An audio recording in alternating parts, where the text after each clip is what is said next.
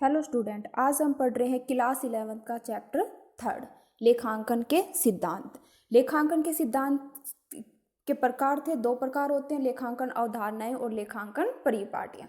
लेखांकन अवधारणाएं के 11 पॉइंट है, जिसमें से हमने 6 पॉइंट के बारे में लास्ट वीडियो में समझ लिया है। अब आते हैं हमारा 7 पॉइंट, लागत अवधारणा अथवा ऐतिहासिक लागत अवधारणा।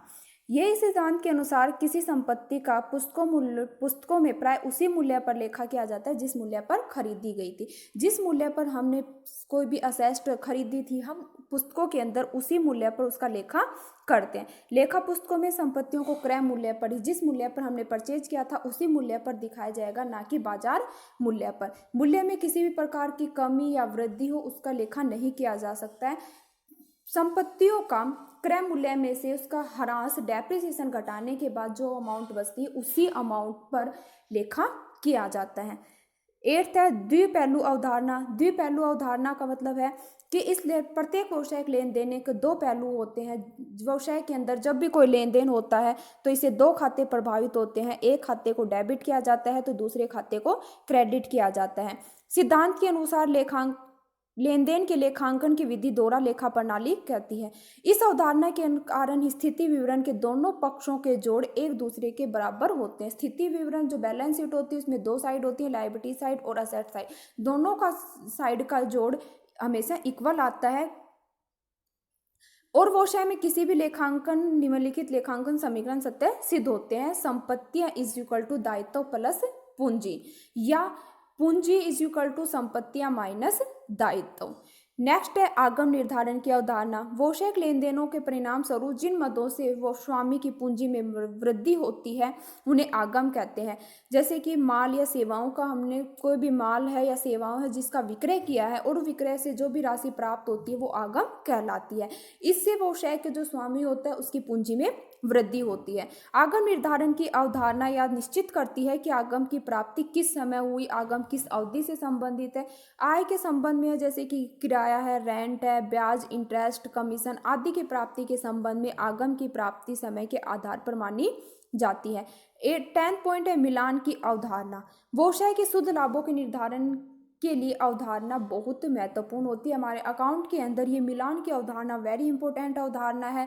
इस अवधारणा के अनुसार शुद्ध लाभ के निर्धारण के लिए जिस अवधि में आगम की प्राप्ति हुई है उस अवधि के व्यय की भी गणना करनी होती है। करके जिस टाइम पीरियड के अंदर अगर हमें कोई इनकम है, रिवेन्यू प्राप्त हुआ है, तो उस रिवेन्यू से रिलेटेड अगर कोई एक्सपेंसेस है तो हमें उसकी भी गणना करनी होती है। अर्थात लागत के आगम से मिलान करने से पहले हमें आगम निर्धारित करने चाहिए और फिर आगम की प्राप्ति के लिए जो भी हमने लागत की है, जो भी हमने भुगतान किया है, एक्सपेंडिचर किया है, उसे भी निर्धारित करना चाहिए।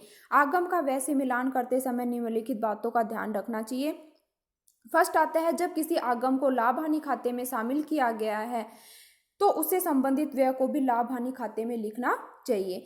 जैसे कोई भी रिवेन्यू है, अगर हमने उसको प्रॉफिट एंड लॉस अकाउंट के अंदर शामिल किया है तो हमें उससे रिलेटेड जो भी एक्सपेंडिचर होगा उस एक्सपेंडिचर को भी हमें प्रॉफिट एंड लॉस अकाउंट में शामिल करना होगा, चाहे उस व्यय का भुगतान किया गया हो या नहीं। जब कोई व्यय, जैसे कि बीमा प्रीमियम का कुछ भाग अगले वर्ष के लिए अग्रिम चुका दिया गया, अगर कोई इंश्योरेंस प्रीमियम है उसका भुगतान हमने एडवांस में कर दिया है तो उस अगले वर्ष से संबंधित राशि को इस वर्ष का व्यय नहीं बल्कि अगले आने वाले टाइम के व्यय माना जाएगा। उसे स्थिति विवरण में संपत्ति के रूप में दिखाया जाएगा और शेष को ही चालू वर्ष का व्यय माना जाना चाहिए। अगर हमने एडवांस में भुगतान किया है तो वो एक्सपेंडिचर हमारा इस साल का ना होकर अगले साल के लिए होता है, इसलिए इसे जो बैलेंस शीट होती है उसमें असेस्ट साइड में दिखाया जाता है। वर्ष के अंत में भी कोई बिना बिके माल की लागत है या उस पर कोई भी एक्सपेंडिचर किया है तो उसे भी अगले वर्ष ले जाना चाहिए, क्योंकि ये भी हमारे किससे रिलेट करता है, अगले वर्ष से ही। अतः वर्ष के अंतिम स्टॉक को, जो हमारे लास्ट में बिना बिका माल रह जाता है वर्ष के अंत में, उसे हम क्लोजिंग स्टॉक बोलते हैं और वो अगले आने वाले टाइम पीरियड के लिए प्रारंभिक स्टॉक के रूप में ले जाया जाता है। इसी प्रकार उपार्जित आय को आगम में जोड़ लेना चाहिए और अग्रिम प्राप्त आय को आगम में से घटा देना चाहिए। 11वां निरपेक्षता की अवधारणा। इस अवधारणा के अनुसार लेखांकन लेन देनों का निरपेक्ष रूप से लेखांकन करना चाहिए। प्रबंधकों या लेखापालों द्वारा किसी भी प्रकार का व्यक्तिगत पक्षपात नहीं होना चाहिए। यह तभी संभव होगा जब लेन देन जांच करने योग्य लेखों तथा प्रमाणों को द्वारा प्रमाणित हो, जैसे कि कैश मीमो है, बीजक, विक्रय बिल, जमा पर्ची, पत्र व्यवहार, ठहराव आदि। ये क्या होते हैं कैश मीमो, बीजक? आगे हम इसका नेक्स्ट चैप्टर में इसके बारे में डिटेल से समझेंगे। सेकंड आता है लेखांकन परिपाटियां। एक लेखांकन परिपाटी ऐसी परंपरा अथवा ऐसी प्रणाली के रूप में परिभाषित की जाती हैं जिनको लेखाकारों द्वारा सर्वमान्य रूप से स्वीकृत किया जाता है, तो यह सबकी सहमति से अपनाया जाता है। मुख्य लेखांकन परिपाटियां निम्नलिखित हैं। हमारी 3 प्रकार की होती हैं: पूर्ण प्रकटीकरण की परिपाटी, सारता की परिपाटी और थर्ड है सत्कर्ता की परिपाटी। अब हम इन तीनों परिपाटियों के बारे में समझेंगे। तो फर्स्ट आता है हमारा पूर्ण प्रकटीकरण की परिपाटी। जो सूचनाएं वित्तीय विवरण प्रयोग करने वाले पक्षकारों के लिए महत्वपूर्ण होती हैं, जो भी हमारे वित्तीय विवरण प्रयोग करते हैं उनके लिए महत्वपूर्ण होती है, उनका पर्याप्त प्रकटीकरण होना चाहिए। यह सिद्धांत इतना महत्वपूर्ण है कि कंपनी अधिनियम में कंपनी के वित्तीय विवरणों में महत्वपूर्ण सूचनाएं प्रकट करने के बारे में प्रावधान बनाए गए हैं। स्थिति विवरण और लाभ हानि खाते का प्रारूप और उसकी विशेष सूची कंपनी अधिनियम द्वारा ही निर्धारित की जाती है। जो भी हमारी बैलेंस शीट है, प्रॉफिट एंड लॉस अकाउंट जो बनाया जाता है, उनका जो प्रारूप होता है, उनकी जो सूची विशेष सूची होती है, वो सभी कंपनी अधिनियम द्वारा निर्धारित की जाती है। जिन मदों तथ्यों को वित्तीय विवरण में शामिल नहीं किया जाता उन्हें स्थिति विवरण के नीचे टिप्पणी में लिख दिया जाता है। जैसे कि कौन कौन से हैं, वो फर्स्ट आता है संभावित दायित्व, कि कंपनी के विरुद्ध किसी बड़ी राशि का दावा जो कि न्यायालय में कोर्ट के अंदर चल रहा है, वित्तीय विवरण का प्रयोग करने की जानकारी मिला देनी चाहिए, अन्यथा यह विवरण भ्रमात्मक होंगे। सेकंड आता है यदि स्टॉक मूल्यांकन की विधि में या ह्रास लगाने की विधि में या अप्राप्य ऋणों के प्रावधान के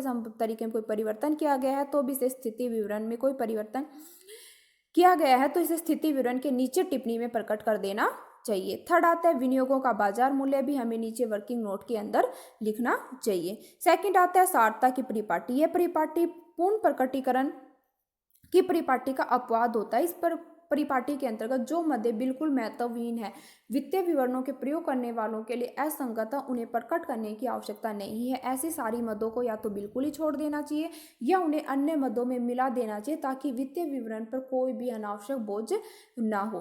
थर्ड आता है सत्कर्ता की परिपाटी। इस सिद्धांत के अनुसार भविष्य में होने वाले समस्त संभावित हानियों के लेखे के लिए तो पहले से व्यवस्था कर ली जाती है, परंतु संभावित लाभों को छोड़ दिया जाता है। पहले हमने ऊपर पढ़ा था, उसके अंदर बताया था कि इसमें जो भी हमारे संभावित हानियां होती हैं उनके लिए पहले से ही लेखे कर लिए जाते हैं, लेकिन जो हमें संभावित जो कोई प्रॉफिट प्राप्त होने वाला है अचानक, उनको छोड़ दिया जाता है। तो इस सिद्धांत का प्रयोग करने के निम्नलिखित उदाहरण: फर्स्ट अंतिम स्टॉक का मूल्यांकन, लागत मूल्य, प्राप्ति मूल्य, जो भी मूल्य कम होगा उसी मूल्य पर लेखा किया जाएगा। सेकंड आता है कि डूबत ऋण होने से पूर्व इनके संदिग्ध ऋणों के लिए आयोजन बना दिया जाता है। संयुक्त जीवन बीमा पॉलिसी इस पर चुकाई गई राशि की बजाय इसके समर्थन मूल्य पर दिखाई जाती है। फर्म के विरुद्ध न्यायालय में चल रहे दावे के लिए आयोजन बनाया जाता है तो इसका निर्णय फर्म के पक्ष में भी हो सकता है।